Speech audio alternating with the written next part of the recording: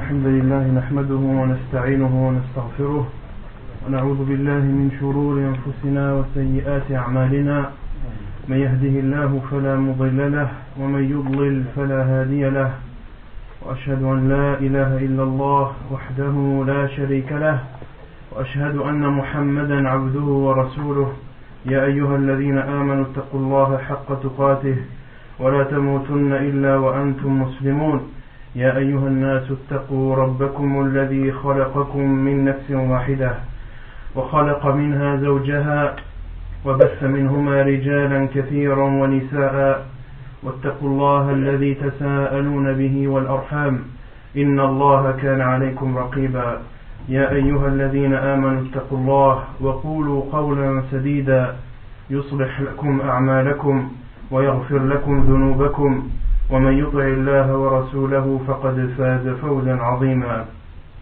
أما بعد فإن أصدق الحديث كتاب الله تعالى وخير الكلام فإن أصدق الحديث كتاب الله تعالى وشر الأمور محدثاتها وكل محدثة بدعة وكل بدعة ضلالة وكل ضلالة في النار أما بعد فما زلنا في قراءة شرح حديث جبريل للعلامة الشيخ عبد المحسن العباد.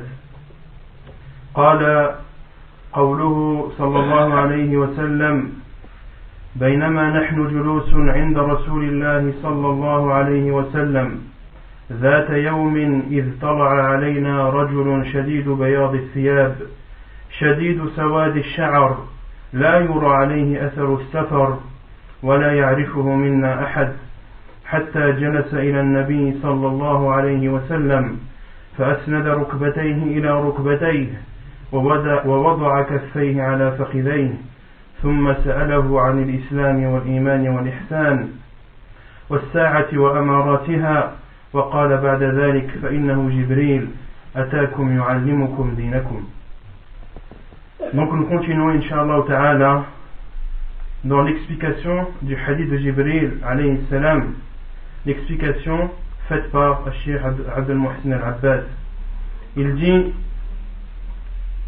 Qawluhu, Omar dit, lorsque nous étions assis avec le prophète sallallahu alayhi wa sallam un jour, un homme habillé d'une blancheur éclatante et avec des cheveux très noirs, aucune trace de voyage n'était visible sur lui et aucun d'entre nous ne le connaissait.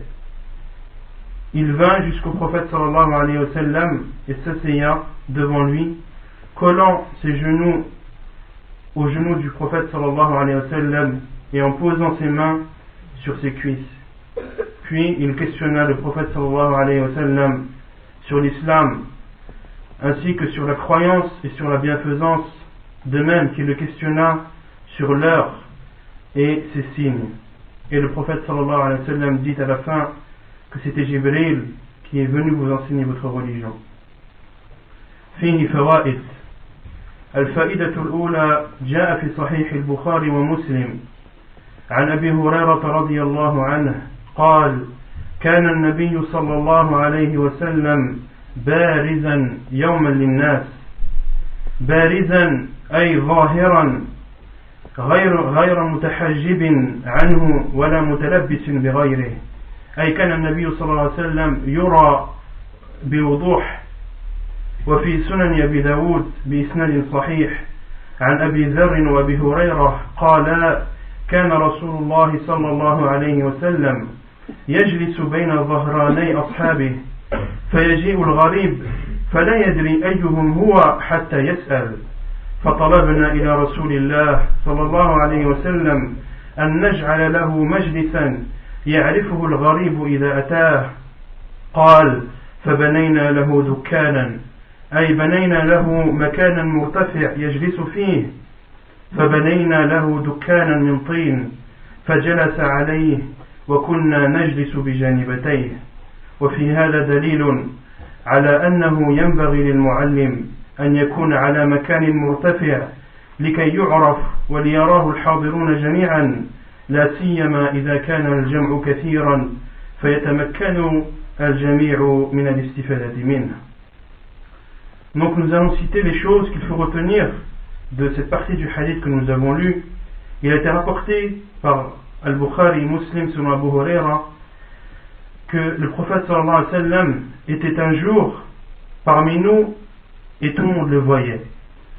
Ce qu'il faut comprendre, c'est que ce hadith-là, il a été rapporté par plusieurs versions. C'est-à-dire, un seul événement qui a lieu, beaucoup de personnes ont vu cet événement et chacun apporte sa vision de la chose. Par exemple, comme on va voir après, il y a des compagnons qui ont dit que Jibril, lorsqu'il est venu, il a dit Assalamu alaikum. Il a salué le prophète sallallahu alayhi wa sallam. D'autres compagnons n'ont pas cité ça.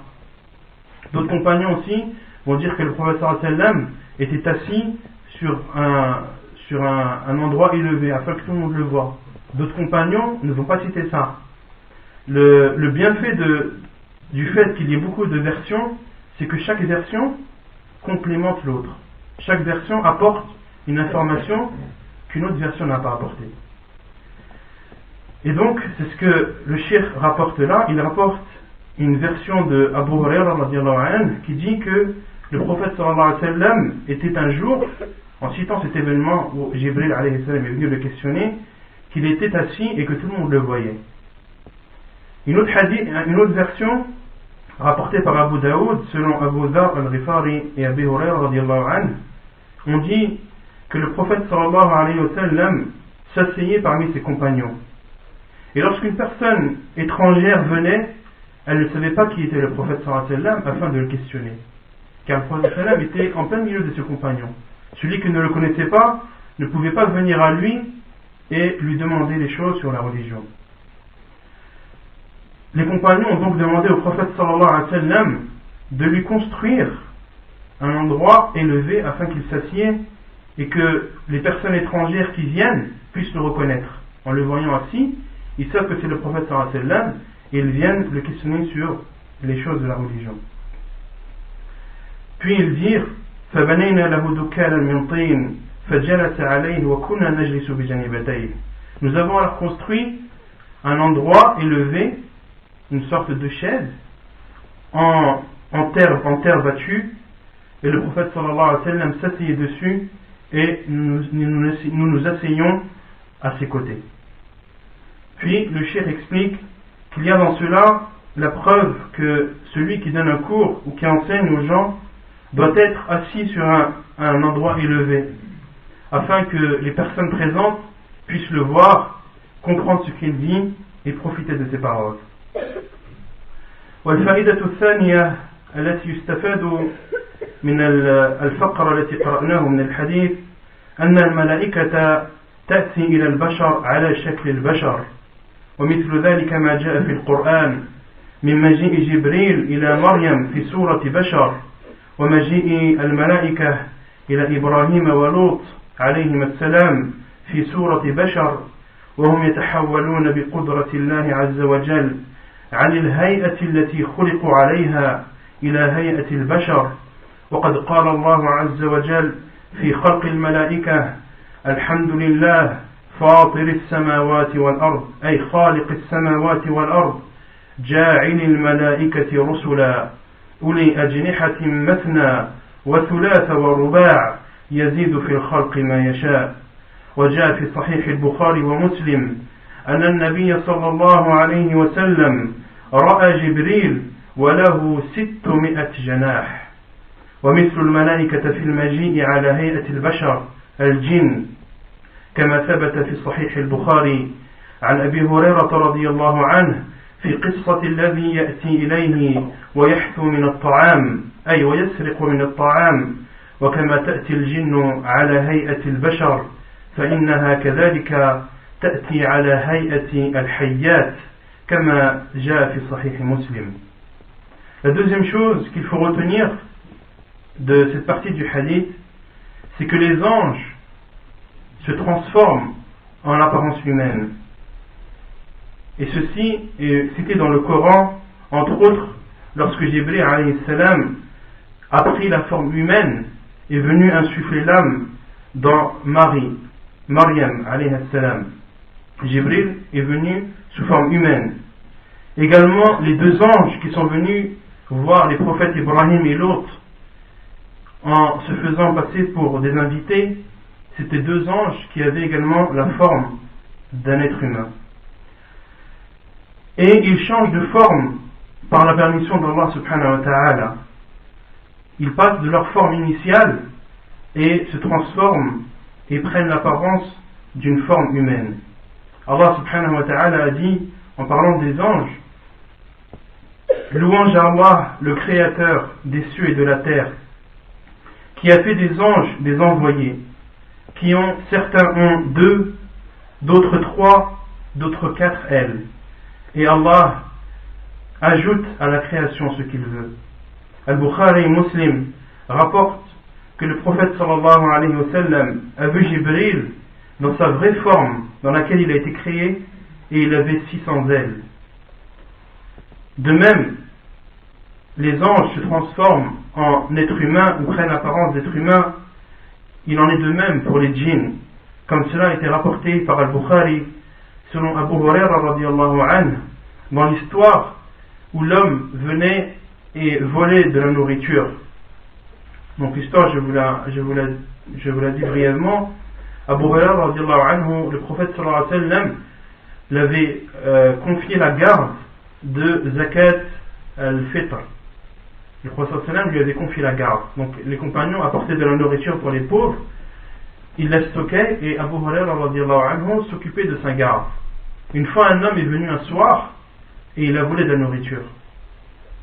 Abu Huraira le saisit et lui dit qu'il allait l'emmener voir le prophète sallallahu alayhi wa sallam afin qu'il le juge.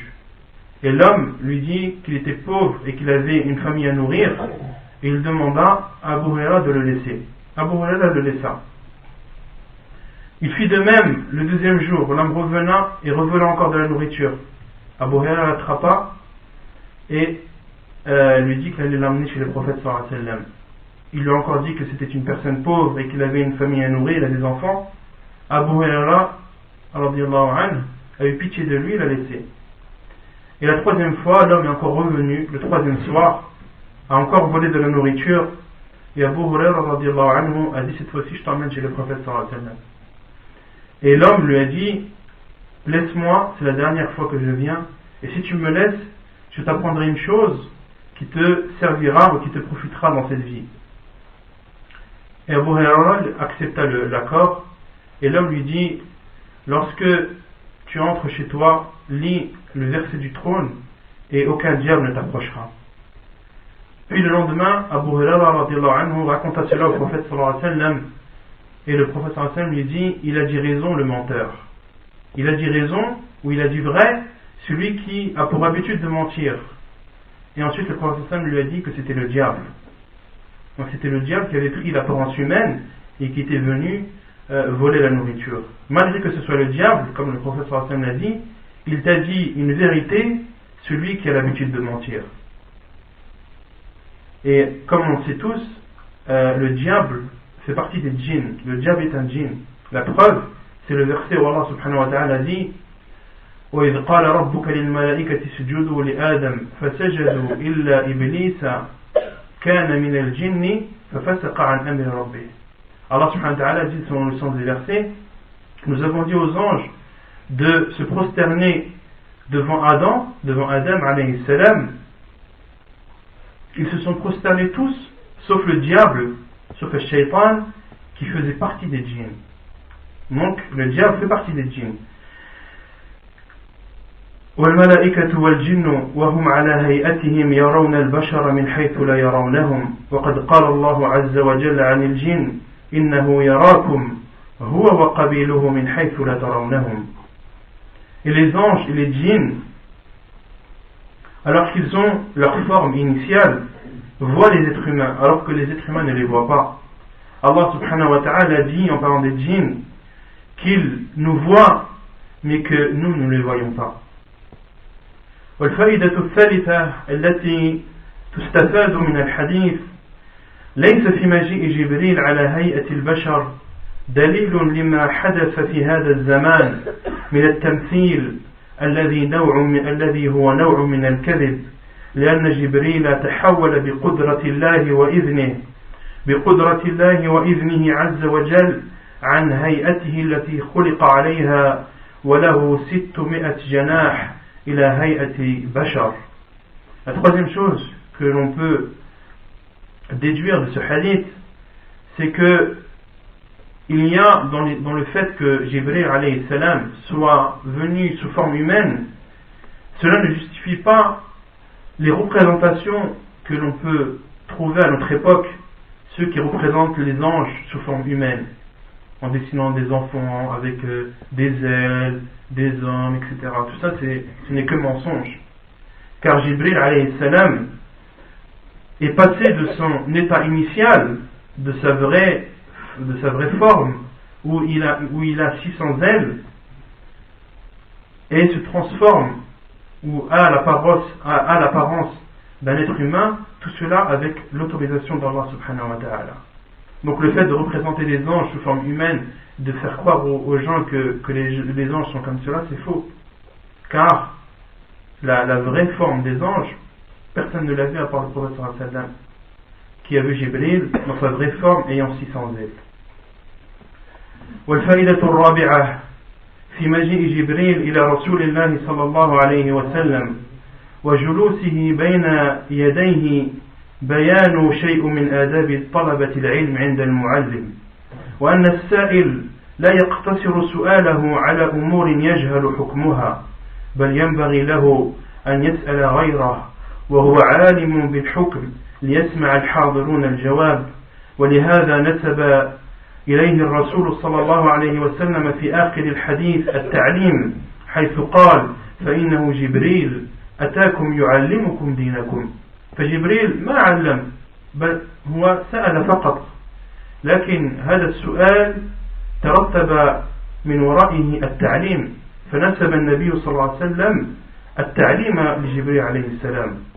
والتعليم حاصل من النبي صلى الله عليه وسلم لأنه هو المباشر له ومضاف إلى جبريل لكونه المتسبب فيه. وفي صحيح مسلم عن أبي هريرة رضي الله عنه قال: قال رسول الله صلى الله عليه وسلم: سلوني فهابوه أن يسألوه.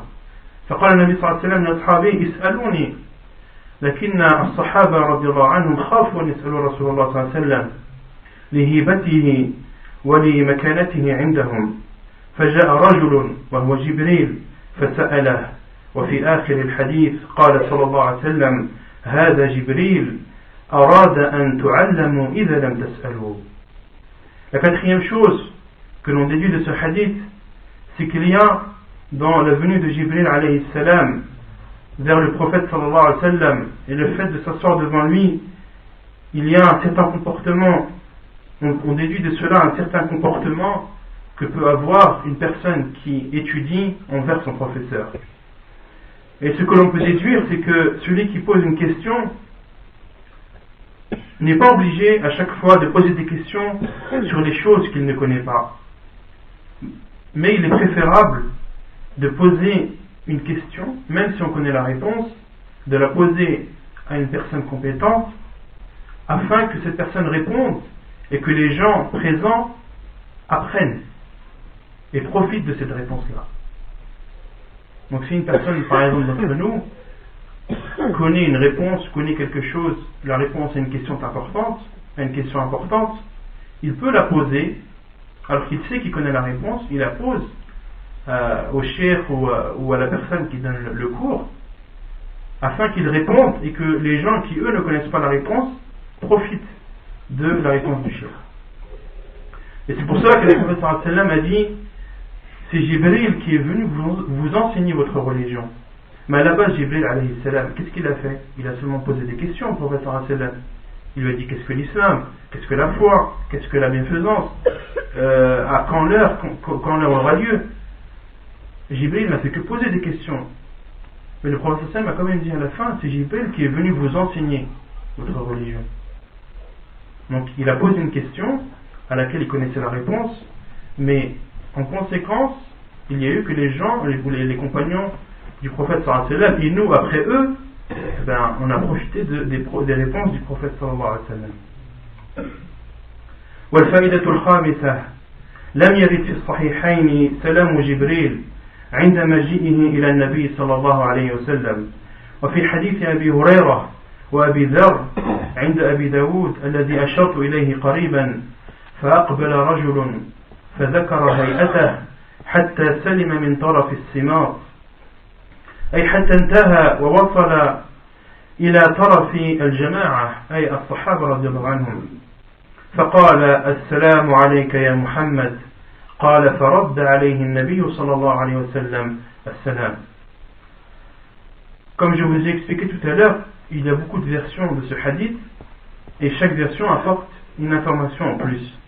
Et parmi la cinquième chose que l'on peut retenir, c'est qu'il y a une version, ou plutôt la version rapportée par Al-Bukhari ou Muslim, ne stipule pas que Jibril alayhi salam a salué le prophète sallallahu alayhi wa sallam en venant.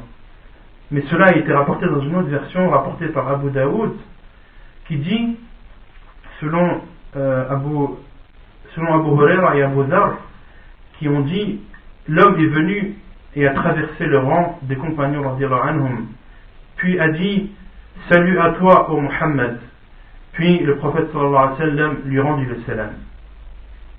والفائدة السادسة قال الحافظ ابن حجر في الفتح فإن قيل كيف عرف عمر أنه لم يعرف أحد منهم أجيب بأنه يحتمل أن يكون استند في ذلك إلى ظنه أو إلى صريح قول الحاضرين. قلت أي الشيخ عبد المحسن العباد وهذا الثاني أولى، أي أنه صريح قول الحاضرين، فقد جاء كذلك في رواية عثمان بن غياث فإن فيها فنظر القوم بعضهم إلى بعض فقالوا ما نعرف هذا، وهذه الرواية في المسند الإمام أحمد. La sixième chose qu'il faut retenir, Al-Hafid ibn Hajar, qui a expliqué le Sahih al-Bukhari, a dit et si on se demandait comment est-ce que Omar savait que personne ne le connaissait, il y a eu deux réponses chez les savants. La première réponse est que Omar radiallahu anhu a parlé selon ce qu'il savait. Et la deuxième réponse, c'est que ce sont les personnes qui étaient présentes qui ont dit qu'elles ne le connaissaient pas. Et Cheikh Abdel Mohsin al-Abbad tend vers le deuxième avis et appuie cela en disant qu'il y a une version rapportée par Uthman ibn Riyaf qui dit que les gens se regardaient les uns les autres et on dit personne ne connaît celui-ci, personne ne connaît cette personne.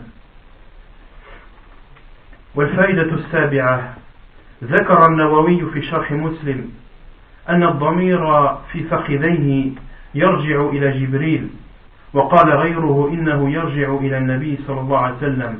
قال الحافظ وفي رواية لسليمان التيمي ليس عليه سحناء السفر وليس من البلد فتخطى حتى برك بين يدي النبي صلى الله عليه وسلم كما يجلس أحدنا في الصلاة ثم وضع يده على ركبتي النبي صلى الله عليه وسلم، وكذا في حديث ابن عباس وأبي عامر الأشعري ثم وضع يده على ركبتي النبي صلى الله عليه وسلم، فافدت هذه الرواية أن الضمير في قوله على فخذيه يعود على النبي صلى الله عليه وسلم. La septième chose que l'on peut retenir, c'est que quand l'homme est venu, le hadith dit qu'il est venu vers le prophète sallallahu alayhi wa sallam, s'est assis en collant ses genoux aux genoux du prophète sallallahu alayhi wa sallam, puis a posé ses mains sur ses cuisses. Les savants ont deux avis sur cela, en disant il a posé sa main sur ses cuisses. Mais sur lesquelles cuisses a-t-il posé ses mains? Est-ce qu'il a posé les mains sur ses cuisses à lui, ou est-ce qu'il s'est assis devant le prophète sallallahu alayhi wa sallam et a posé ses mains sur les cuisses du prophète sallallahu alayhi wa sallam? Et l'avis que le cheikh dit, qui est le plus probable, c'est que Jibril alayhi salam est venu, il s'est assis devant le prophète sallallahu alayhi wa sallam comme l'un d'entre nous s'assit pour la prière, il colla ses genoux aux genoux du prophète sallallahu alayhi wa sallam et posa ses genoux sur les genoux du prophète sallallahu alayhi wa sallam, ou posa ses mains sur les cuisses du prophète sallallahu alayhi wa sallam. comme cela a été rapporté dans d'autres versions, la version d'Ibn Abbas et de Abu Amr al-Ash'ari, qui disent, puis il a posé ses mains sur les cuisses du prophète sallallahu alayhi wa sallam. وقوله وقال يا محمد أخبرني عن الإسلام فقال رسول الله صلى الله عليه وسلم الإسلام أن تشهد أن لا إله إلا الله وأن محمد رسول الله وتقيم الصلاة وتؤتي الزكاة وتصوم رمضان وتحج البيت إن استطعت إليه سبيلا قال صدقت قال فعجبنا له يسأله ويصدقه. Puis Omar radiallahu anhu dit, et il dit en parlant de Jibril, Ya Muhammad, ô Muhammad, informe-moi sur l'islam. Le prophète sallallahu alayhi wa sallam lui répondit, l'islam c'est d'attester qu'il n'y a de vraie divinité qu'Allah et que Muhammad sallallahu alayhi wa sallam est son envoyé, d'accomplir la prière, d'accomplir la zakat, de jeûner le mois du Ramadan, d'accomplir le pèlerinage à la Mecque si tu en as les capacités. Et l'homme lui dit, tu as dit vrai. Les compagnons ont dit, nous étions étonnés qu'il le questionne, puis ensuite qu'il rend véridique ses paroles. فيه فوائد كذلك. الأولى أجاب النبي صلى الله عليه وسلم جبريل عندما سأله عن الإسلام بالأمور الظاهرة، وعندما سأله عن الإيمان أجابه صلى الله عليه وسلم بالأمور الباطنة. ولفظا الإسلام والإيمان من الألفاظ التي إذا جمع بينها في الذكر فرق بينهما في المعنى، وقد اجتمع هنا ففسر الإسلام بالأمور الظاهرة وهي مناسبة لمعنى الإسلام وهو الاستسلام والانقياد لله تعالى، وفسر الإيمان بالأمور الباطنة وهي المناسبة لمعناه وهو التصديق والإقرار، وإذا أفرد أحدهما عن الآخر شمل المعنيين جميعا. إذن الإسلام إذا ذكر، إذا جمع بين الإسلام والإيمان فالإسلام يعني الأمور الظاهرة والإيمان يعني الأمور الباطنة. وإذا ذكر الإسلام بمفرده أو الإيمان بمفرده فالإسلام يعني يحتمل المعنيين، يحتمل الإسلام والإيمان. وإذا ذكر الإيمان وحده يحتمل الإسلام والإيمان. والدليل على ذلك قول الله تعالى ومن يبتغي غير الإسلام دينا فلن يقبل منه وهو في الآخرة من الخاسرين. ففي هذه الآية ذكر الإسلام وحده، فالمعنى يشمل الإسلام والإيمان. ومن مجيء الإيمان مفردا قول الله تعالى ومن يكفر بالإيمان فقد حبط عمله وهو في الآخرة من الخاسرين. كذلك الإيمان هنا ذكر بمفرده فيشمل المعنيين، الأمور الباطنة والأمور الظاهرة. ونظير ذلك كلمتا الفقير والمسكين. فالفقير إذا ذكر بمفرده فالفقير أفقر من المسكين. إذا جمع بين الفقير والمسكين فالفقير أفقر من المسكين. وإذا ذكر الفقير وحده بمفرده فيشمل كذلك المسكين، والمسكين إذا ذكر وحده فيشمل معنى الفقير والبر والتقوى وغير ذلك. Donc la première chose que l'on déduit de ce que j'ai lu, la partie du hadith que j'ai lu, c'est que le prophète sallallahu alayhi wa sallam a répondu à Jibril alayhi salam lorsqu'il lui a demandé sur l'islam. Le prophète sallallahu alayhi wa sallam lui a répondu sur des choses extérieures, des actes extérieurs. Il lui a dit, c'est le fait d'attester qu'il n'y a de vraie divinité qu'Allah, que Mohammed est son envoyé, de faire la prière, de jeûner, de faire le pèlerinage. Tout ça, ce sont des choses, des actes extérieurs, des actes que l'on voit. Et lorsque Jibril le questionna sur la croyance, le prophète sallallahu alayhi wa sallam lui est répondu, c'est de croire en Allah, en ses anges, de croire au jour du jugement, etc. Ce sont des choses internes, des choses qu'on ne voit pas. Et l'islam et la croyance, ce sont deux termes. Lorsqu'ils sont cités l'un après l'autre, ils ont deux sens différents. L'islam, c'est-à-dire le fait de se soumettre à Allah subhanahu wa ta'ala, et la croyance, c'est de croire et d'avoir la foi en ces choses. Et lorsque l'islam et la croyance sont cités séparément, ils veulent dire les deux à la fois. Lorsque la croyance est citée toute seule, elle englobe l'islam. Et lorsque l'islam est cité tout seul, il englobe la croyance. La preuve, c'est la parole d'Allah subhanahu wa ta'ala en disant: celui qui prend une autre religion que l'islam, celui qui prend autre que l'islam comme religion, aucune chose ne sera acceptée de lui, et il fera partie, le jour où dans l'au-delà, il fera partie des perdants. Allah subhanahu wa ta'ala dit: celui qui prend l'islam autre que l'islam comme religion.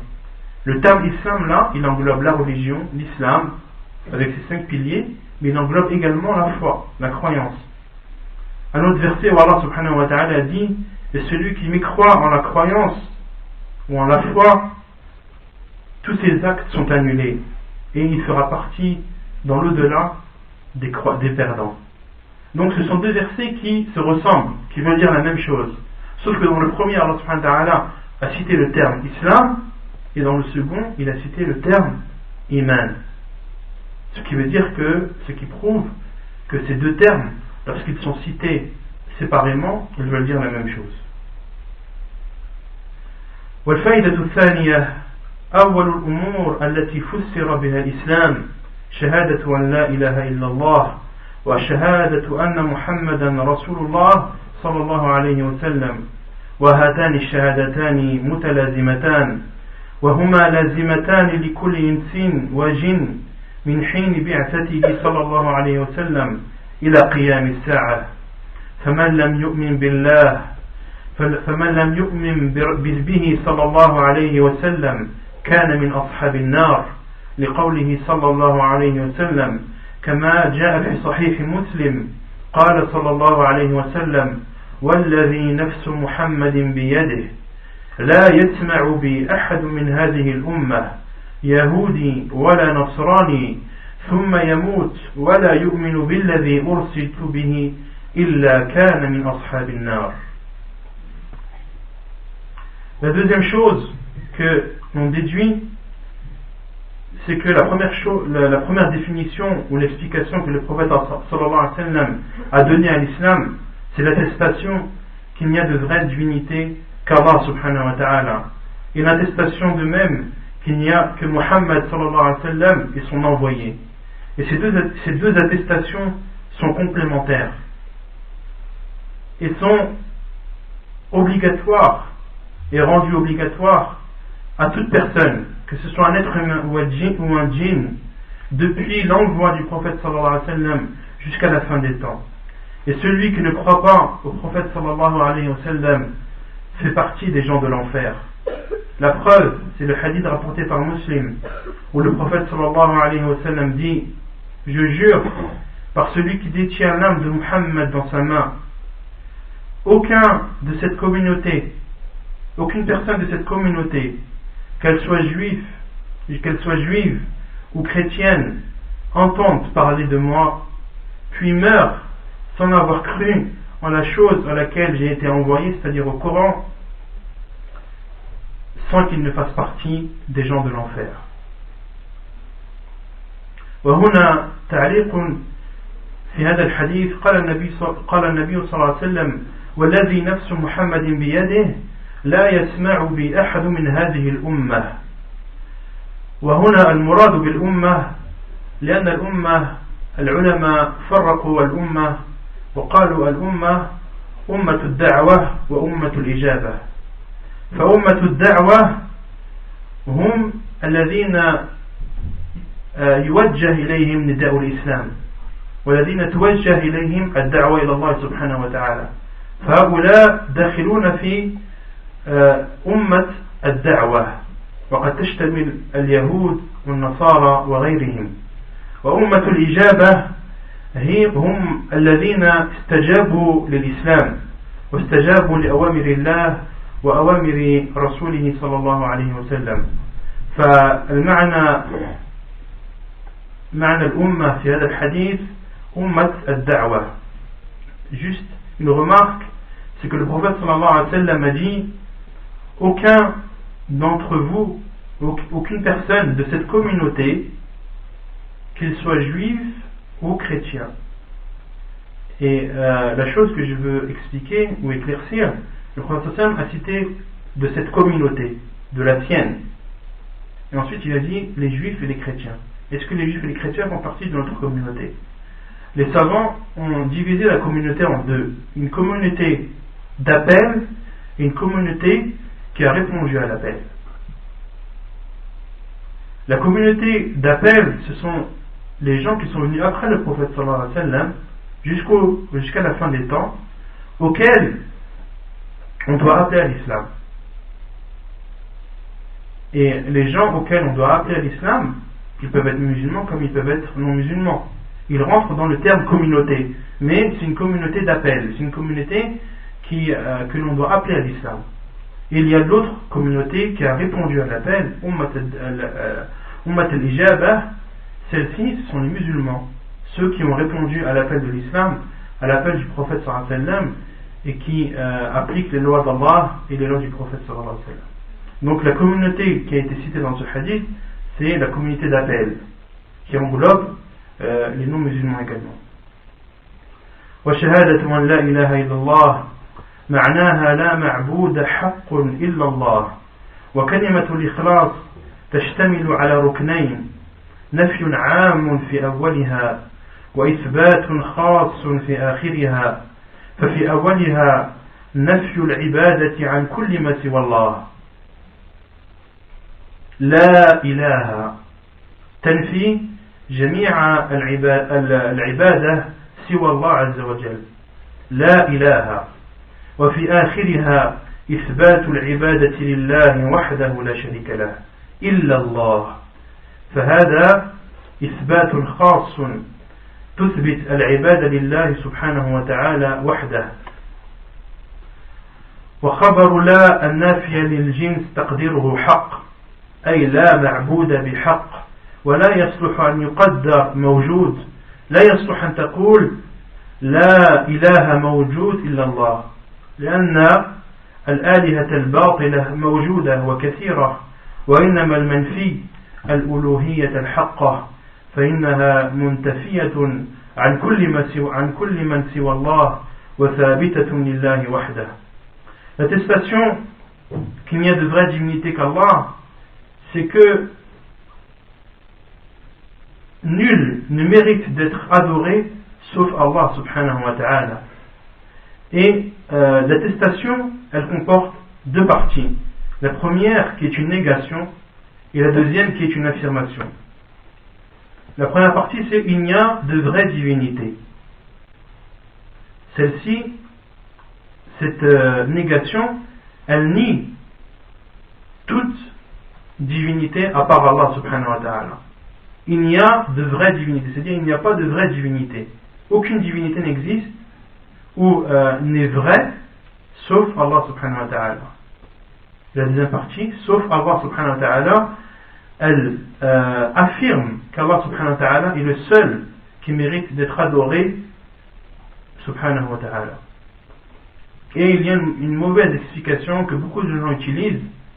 Ils disent il n'y a de vraie divinité qu'Allah. Cela est faux. Car, comme le dit le cheikh, il y a beaucoup de divinités. Il y a plein de divinités. Vous avez Judas, vous avez Bouddha, vous avez un qui adore les vaches, il y en a qui adore plein d'autres animaux. Donc des divinités fausses, il y en a. Mais nous on parle des vraies divinités. Il n'y a de vraies divinités, il n'y a de vrais dieux qui méritent d'être adorés, sauf Allah subhanahu wa ta'ala. Donc le fait de dire il n'y a de vraies divinités qu'Allah, ou il n'y a de divinité qu'Allah, c'est faux. Parce qu'il y a deux divinités qu'Allah, il y en a qui adorent Jésus. Mais ce sont des adorations, ce sont des choses qui sont adorées dans le mal, qui sont dans le faussement. C'est faux de A à Z. Le seul et la vraie divinité qui mérite d'être adorée, c'est Allah subhanahu wa ta'ala. ومعنى شهادة أن محمدا رسول الله أن يحب فوق محبة كل محبوب من الخلق وأن يطاع في كل ما يأمر به وينتهى عن كل ما نهى عنه وأن تصدق أخباره كلها سواء كانت ماضية أو مستقبلة أو موجودة وهي غير مشاهدة ولا معينة وأن يعبد الله طبقا لما جاء به من الحق والهدى. Et l'explication de l'attestation que Muhammad sallallahu alayhi wa sallam il a envoyé d'Allah, c'est de l'aimer plus que toute autre créature sur terre, de lui obéir dans ce qu'il a ordonné, de délaisser ce qu'il a interdit, de croire en tout ce qu'il a informé, que ce soit des choses passées, des choses présentes ou des choses futures, que ce soit des choses que nous voyons ou que ce soit des choses que nous ne voyons pas, nous devons croire à tout ce qu'il a informé sallallahu alayhi wa sallam. De même que d'attester que Muhammad sallallahu alayhi wa sallam est l'envoyé d'Allah, cela implique que nous devons adorer Allah subhanahu wa ta'ala en conformité avec ce qu'a apporté le prophète sallallahu alayhi wa sallam comme vérité et guidée. وإخلاص العمل لله واتباع ما جاء به صلى الله عليه وسلم هما مقتضى شهادة أن لا إله إلا الله وأن محمد رسول الله وكل عمل يتقرب به إلى الله لا بد أن يكون خالصا لله ومطابقا لسنة رسول الله صلى الله عليه وسلم فإذا فقد الإخلاص لم يقبل العمل لقول الله عز وجل وقدمنا إلى ما عملوا من عمل فجعلناه هباء منثورا وقوله تعالى في الحديث القدسي أنا أغنى الشركاء عن الشرك من عمل عملا أشرك فيه معي غيري تركته وشركه وإذا فقد الاتباع رد العمل لقوله صلى الله عليه وسلم من أحدث في أمرنا هذا ما ليس منه فهو رد رواه البخاري ومسلم وفي لفظ لمسلم من عمل عملا ليس عليه أمرنا فهو رد وهذه الجملة أعم من الأولى لأنها تشمل من فعل البدعة وهو محدث لها ومن فعلها متابعا لغيره فيها. Et la sincérité des actes envers Allah subhanahu wa ta'ala et le fait de suivre le prophète sallallahu alayhi wa sallam, ce sont deux conséquences directes de l'attestation qu'il n'y a de vraie divinité qu'Allah et que Muhammad sallallahu alayhi wa sallam est son envoyé. Celui qui atteste qu'il n'y a de vraie divinité qu'Allah et que Muhammad sallallahu alayhi wa sallam est son envoyé, la conséquence directe, c'est que tous les actes qu'il fait doivent être sincères à Allah subhanahu wa ta'ala. Il ne doit les faire pour personne d'autre. De même que ces actes, pour qu'ils soient acceptés, doivent être en concordance avec la sunna du prophète sallallahu alayhi wa sallam. Et la preuve est le hadith Qudsi où Allah subhanahu wa ta'ala dit celui qui a accompli un acte et a associé quelqu'un d'autre que moi, je le délaisse ainsi que ce qu'il a associé. Et de même que la concordance avec la sunna du prophète sallallahu alayhi wa sallam est importante, c'est même une condition. Celui qui applique un acte, même s'il est sincère, mais que cet acte-là n'est pas en conformité avec la sunna du prophète sallallahu alayhi wa sallam, il se voit rejeter cet acte et non accepté. Car le prophète sallallahu alayhi wa sallam a dit celui qui fait une chose sans qu'il y ait un commandement venant de nous est rejeté. Dans une autre version, celui qui fait un acte sans que l'on l'ait ordonné est rejeté. ولا يقال إن العمل إذا كان خالصا لله ولم يكن مبنيا على سنة وكان قصد صاحبه حسنا أنه محمود ونافع لصاحبه. ومما يدل على ذلك أن الرسول الكريم صلى الله عليه وسلم قال للصحابي الذي ذبح أضحيته قبل صلاة العيد: شاتك شاة لحم، فلم يعتبرها رسول الله صلى الله عليه وسلم أضحية لأنها ذبحت قبل ابتداء وقت الذبح الذي يبدأ بعد صلاة العيد. والحديث أخرجه البخاري ومسلم.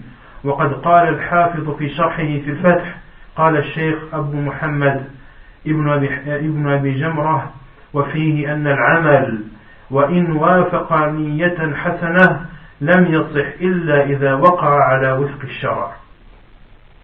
Et il n'est pas juste de dire que lorsqu'un acte est fait avec sincérité à Allah subhanahu wa ta'ala, sans qu'il ne soit en concordance avec la sunna du prophète sallallahu alayhi wa sallam, il est faux de dire qu'à partir du moment où la personne avait une bonne intention, eh bien cet acte-là lui portera profit. Cela est faux.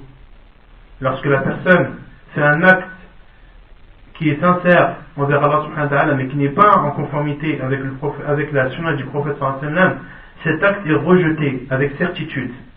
La preuve, c'est ce qui a été rapporté dans le Bukhari ou Muslim, par Al-Bukhari ou Muslim, que le prophète sallallahu alayhi wa sallam a dit à un des compagnons qui avait égorgé sa bête le jour de l'Eid avant la prière. Il lui a dit: ta brebis, c'est une brebis, c'est que de la viande en fait. Le prophète sallallahu alayhi wa sallam, il n'a pas considéré cette brebis-là comme étant une udhiya, comme étant un sacrifice. Il lui a dit: ta brebis, c'est une viande que tu peux manger, c'est que de la viande. Tu n'as pas de récompense à part le fait que ce soit de la viande. Alors que le compagnon avait fait ça avec une bonne intention. Il avait égorgé sa bête le jour de l'Eid avant la prière. Mais pour qu'elle soit acceptée, la condition pour qu'un sacrifice le jour de l'Eid soit accepté, c'est que la bête soit égorgée après la prière. Avant la prière, c'est que de la viande. Après la prière, c'est considéré comme un sacrifice. Et le prophète sallallahu alayhi wa sallam, il aurait pu lui dire: tu as eu une bonne intention, malgré que tu l'aies égorgé avant la prière, elle est acceptée. Non, le prophète sallallahu alayhi wa sallam lui a dit: ta brebis, c'est de la viande. وفي سنن الدارمي أن عبد الله بن مسعود رضي الله عنه وقف على أناس في المسجد متحلقين وبأيديهم حصى، يقول أحدهم كبروا 100 فيكبرون 100، فيقول هللوا 100 فيهللون 100، ويقول سبحوا 100 فيسبحون 100. فقال: ما هذا الذي أراكم تصنعون؟ قالوا: يا أبا عبد الرحمن، حصى نعد به التكبير والتهليل والتسبيح. قال: فعدوا سيئاتكم، فأنا ضامن أن لا يضيع من حسناتكم شيء، ويحكم يا أمة محمد، ما أسرع هلكتكم، هؤلاء صحابة نبيكم صلى الله عليه وسلم متوافرون، وهذه ثيابه لم تبلى أي لم تخسر، وآنيته لم تكسر، والذي نفسي بيده إنكم لعلى ملة هي أهدى من ملة محمد صلى الله عليه وسلم، أو مفتتح باب ضلالة. قالوا: والله يا أبا عبد الرحمن ما أردنا إلا الخير. قال: وكم من مريد للخير لن يصيبه. وهذا الأثر أورده الألباني في السلسلة الصحيحة. Il est rapporté dans Sunan al-Darimi qu'Abdullah ibn Mas'ud radiyallahu anhu entra dans la mosquée et vit des gens assis en faisant des cercles, et ils avaient dans leurs mains des pierres. L'un d'entre eux disait: dites Allahu Akbar 100 fois, et il disait Allahu Akbar 100 fois. Puis l'homme leur disait: dites La ilaha illallah 100 fois, ils dirent La ilaha illallah 100 fois. Il leur dit ensuite: dites Subhanallah 100 fois, et ils dirent Subhanallah 100 fois. Abdullah ibn Mas'ud radiyallahu anhu, qui était un des grands compagnons du prophète sallallahu alayhi wa sallam, et celui qui est un des compagnons qui détenait ou qui avait le plus de science, a dit à ces personnes: qu'est-ce que vous êtes en train de faire? Ils dirent, oh Abu Abdurrahman, la kunya d'Abdullah ibn Mas'ud, ce sont des pierres avec lesquelles nous comptons les takbir, ainsi que les tahlil et les tasbih.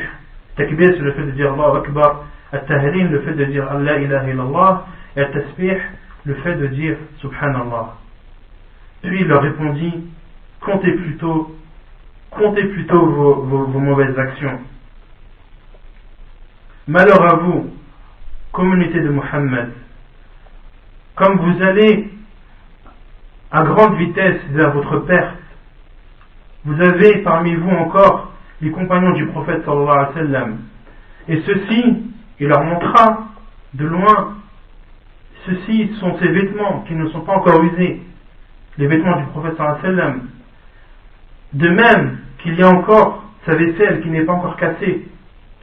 Il voulait dire par là, radiyallahu anhu, que le prophète sallallahu alayhi wa sallam est mort il n'y a pas longtemps, ses vêtements sont encore là, de même que sa vaisselle. Et je jure par celui qui détient mon âme dans sa main, soit vous êtes dans une voie qui est meilleure que la voie de Muhammad sallallahu alayhi wa sallam, ou bien alors vous avez ouvert une porte vers l'égarement. Ils ont dit, par Allah ou Abu Abdurrahman, nous ne voulions que le bien. Il leur répondit, et combien de personnes veulent le bien mais ne l'atteignent pas? نكتفي بهذا القدر ونتم في الدرس القادم إن شاء الله تعالى الذي سيكون ابتداء من الأسبوع المقبل بين المغرب والعشاء. Nous allons nous arrêter ici Inch'Allah pour aujourd'hui et nous allons continuer la semaine prochaine. Et la semaine prochaine ce sera entre Al-Maghrib et l'Aïcha et non pas après l'Aïcha. Sallallahu wa sallam wa baraka ala nabina Muhammad wa ala alihi wa sahbihi ajma'in. وآخر دعوانا الحمد لله رب العالمين.